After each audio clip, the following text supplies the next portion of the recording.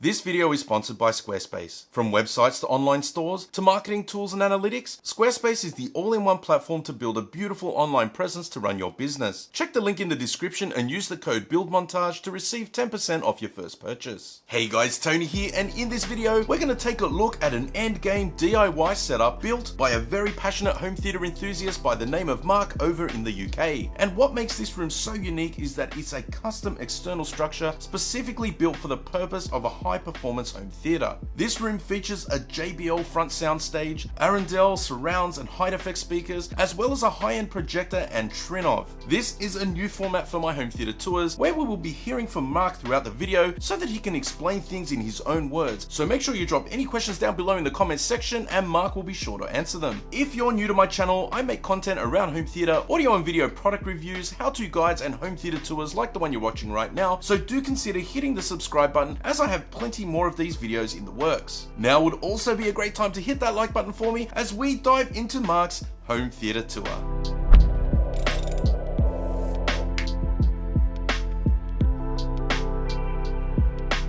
Okay, so I've been into home cinema now for longer than I remember, 20 odd years or so. When I moved into my house 6 years ago, I was desperate for a cinema room again. Unfortunately, at the time I had no place to put one, so my dad came up with the idea of building one in the garden, which at the time I was a bit hesitant about, but after a few conversations I actually started to warm to the idea. And the more I thought about it, the more I thought, actually, do you know what, I could build something that is relatively compromise free. I don't have to worry about windows, I don't have to worry about light ingress, I don't have to worry about noise because it's in the garden. So the more I thought about it, I actually came around to the idea and thought, you know, this actually could be the opportunity for me to build a compromise free, as much as possible, room. So I got away with the project about 4 years ago. Ever since then it's been a constant evolution, to the point it's almost become an addiction to produce a room that is almost perfect within the confinements of the size limitations I've got. So the room length is 4.6 meters internally, 3.3 meters wide. The exterior space is actually 5 by 5 meters by 5 meters, but obviously I'm losing a bit for acoustic treatments. The shape of the room as well, it's got an external porch. So the room is acoustically treated from a soundproofing point of view. It's a wooden structure, concrete flooring. Cladding is what's called hardy plank, which is a cement board. So the building itself will last for 50, 60 years. So it's a proper permanent structure. So the last 4 years, this room has been, I would say, an addiction. From the very first moment I built it, I wanted to get it better, to the point that everything within the room is completely different to what it was 4 years ago, both from a decorative point of view, but also equipment. Equipment in here has changed so many times, every time with the consistent improvements. I've changed processors. I think I'm on the 9th processor in here. I've changed my projector screen 3 times. I've changed the materials on my walls. I've put further acoustic treatments in here. At the word end game, I'm not sure there's such a thing. I've got to the point where I want to continue to improve it. I don't actually know when that is going to stop. There will always be something where I feel like I can improve upon it. Okay, so for me, the term immersion is all about watching a film with no distractions, having an image in front of you where you can't see anything else, having sound placement exactly where it should be. So you're fully engrossed in the movie with nothing else to distract you. So what I've achieved in this room is I've managed to put so much treatment in from an acoustic point of view and from a light absorption point of view that is what I get in my room. So I can't see anything from the sidewalls, from the ceilings, from the floor. There's literally no distractions whatsoever. From an acoustic point of view, I've got quite a hefty set with regards to speakers for my internal size, but that allows me to have an audio which just basically puts me in the center of a sound bubble. So when I'm sitting here watching a film, it is absolute 100% immersive. And that's one thing that people comment on when they come into this room. They just can't believe the levels of absolute immersion, and it's purely because there's no distractions. I can't see any speakers, I can't see any equipment, I can't see any light switches. It is just a black space with a floating screen.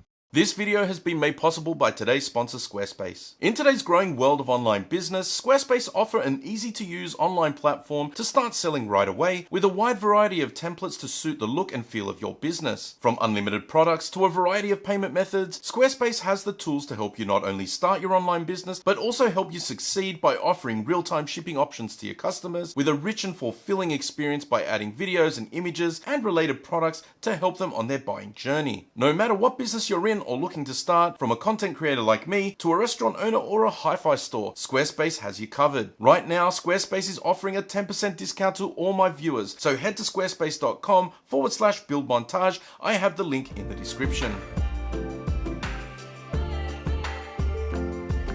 So the last 4 years, my rack's gone through a fair few changes. I've had, I think, 8 processors in my room prior to the one I've currently got. I've had different media players. I've had different power amps. What I've got in my rack now is what I believe, for my room at least, it extracts absolute performance within my room. With the limitations I've got, I'm not saying for every single person it's the best equipment, because it might not be, but for me at least, I believe the equipment I've got in my rack I can't improve upon. So processor wise, I've now currently got a TRINNOV ALTITUDE16.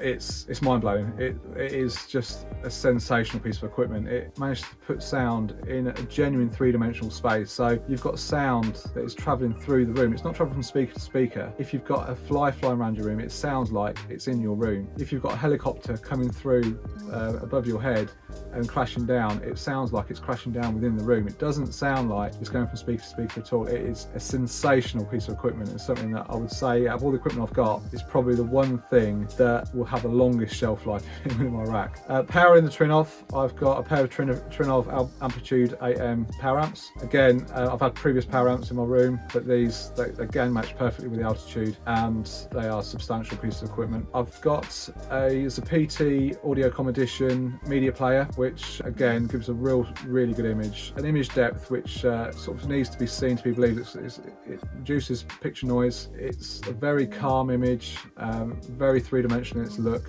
I've got a Immersion 5348, which again is a recent addition to my rack. Previously had the Immersion 4242. The new one is better. It's a non-compromised video processor. HDR tone mapping is an essential, but also the 3D LUT calibration it can do. It's a brilliant piece of equipment. That's powered by a Keysys P8 power supply. I've also got an Apple TV, I've got an Xbox One X, I've got a Roku stick, mini PC in there, and also a mini DSP, which I do use for time alignment for my subs and so forth. But yeah, my rack now, compared to what it's going to be in 12 months time, I can't guarantee it's going to be all the same, but I can't see areas where I can improve upon it at the moment. So my projector is the Sony VPL 760 ES laser 4K projector.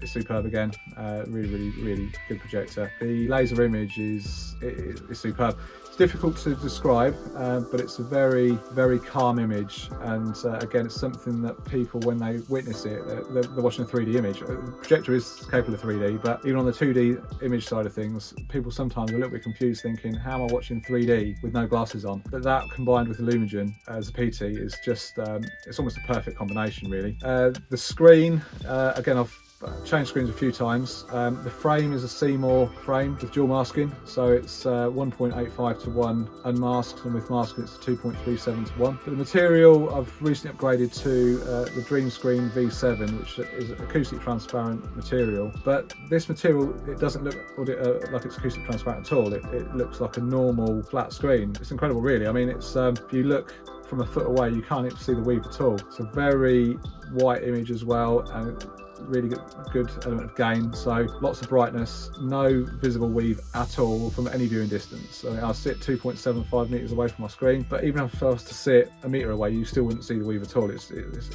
impossible to see. It's actually quite confusing when you see it. You think to yourself, how is this acoustic transparent? So my speakers is mainly made up of ARENDAL. I've got a 9.3 5.6 setup. My LCR aren't ARENDAL. My LCR are JBL Array 880 for a centre and the JBL Sam 1 and Sam 2 for the left and right. They're a recent addition to my room. The rest of my speakers are ARENDAL, so I've got the 1723S surrounds for surround and surrounds back. 1961 bookshelf for my wides. That's mainly because of space limitation as much as anything else, but they do a great job, to be fair. And then the 1961 heights for my Atmos duties. The reason for the speakers, again, I've changed speakers a few times. I've had quite a few speakers in here. I've had quite a few speakers on home demo previously. The ARENDALs work great in my room. From a surround perspective, they're superb because they've got this triaxial mode which diffuses the sound, and that makes my room just feel so much bigger than it actually is. When my curtains are drawn and you can't see anything, you can't see any speakers, you don't know where the sound's coming from where it should be. It's not coming from a speaker. The room itself feels like it's 2 or 3 times bigger than it actually is. Now, a big part of that is because of the triaxial mode. Now, I did have ARENDAL monitors up front until recently, and I've swapped them out for the JBLs. Now, the reason for that, the ARENDALs are amazing speakers, and for value for money, I actually don't think they can be beaten. But I was looking for a little bit more dynamics and a little bit more clarity, and I come across these JBL speakers, and I couldn't really say no to them. So I fitted them in. They're in a baffle wall configuration, and these speakers they're sensational. I mean, they are absolutely out of this world. Fireworks sound like fireworks.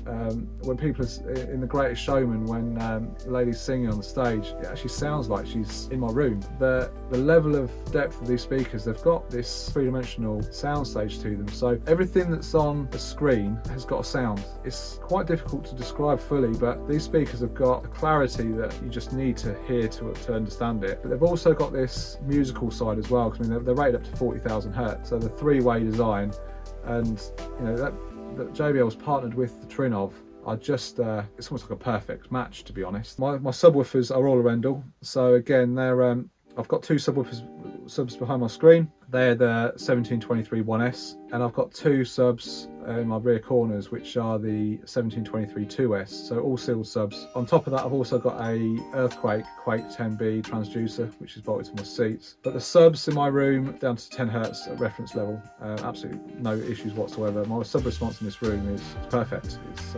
completely flat, to be honest. Even though EQ is only about 3 or 4 dB variation across the whole frequency range, but when they've been EQ'd, they are absolutely flat. I've got, I think, a 0.5 dB variation. I've got a little bit of a house curve in there, but the response is perfect, and they hit hard. They hit really hard, but they're very, very musical as well at the same time. The Quake is not bolted to my seats, so my seats are they're 3 individual seats, but what I've done is I've bolted them all to a platform to make them a 1 complete seat. The platform is then on silicon feet with the Quake attached to the platform, so rather than the Quake moving the seats, it's actually moving the platform. So whatever seat you're sat in, you're still getting exactly the same sort of tactile effect. But the way I've got it tuned is the timing is bang on, really, to be fair, so you can't actually tell the response is coming from the Quake or from the subs. But what they do is they just underpin the subs a little bit. I've got them turned down relatively low, so it's not like a fairground ride at all. You know, you get a scene like a gunshot, and you can really feel it, not just from the sub, but also from the transducers as well. I've got a crossover, quite a low crossover, the Quake of only 35 hertz, and a bit of a slope in there as well. So anything above 35 hertz, the Quake isn't even seeing, so it doesn't affect anything else. And it doesn't feel artificial. It's just a real nice blend between my subs and the Quake. So in terms of upgrades at the moment, it's getting quite difficult. I'm struggling now for equipment to improve what I've got, really. I'm interested to find out what's going on with the new JVC laser projector that's being rumoured. That's something that potentially could be of interest to myself. Other than that, equipment-wise, at the moment, there's nothing sort of that's standing out there that's something I want to change to. I am considering moving from my current screen, as in the frame, from a manual frame to a electric masking one. Still keep with the Dream Screen material. Again, it'll be a Seymour frame I'm looking at, but the electric masking has got an option to mask the frame anything from 1.78 to 1 all the way to 2.4 to 1 and everything in between. In terms of my passion for absolute cutting edge of of technology and performance, well, it's something that just drives me on. It's not for me. It's not just about watching the films. That it's a hobby. It's a passion. I want my room to be as good as it can possibly can be, and it's been an absolute labour of love in this last 4 years. It's been hard work. The room now compared to when I started, it's a completely different room. Everything's different, and that's where I'm at really. And it's getting to the point where I'm struggling now to improve the room, to the point I was actually looking at new houses recently just to see actually could I have a better room somewhere else, which is nuts, but that's AV for you. So guys, what did you think of Mark's home theatre tour? Let us know down below in the comments section, and show Mark some love by smashing that like button for him. I'll have links in the description to everything shown in this video, so make sure you check it out if you're interested. If you have a home theatre and would like to be featured on the channel, there will be a link to my Discord server down below. You can join and send me a message. I'd love to hear from you. I'd like to thank you all for watching, and for all my subscribers, thank you so much for helping me to get to 20,000. I really appreciate it. If you'd like to support the channel, there is a join button on the screen right now, as well as Patreon. The links are in the description. Anyway guys, a very big thank you for watching, but that's it for this one. You'll catch me in the next one. Bye for now.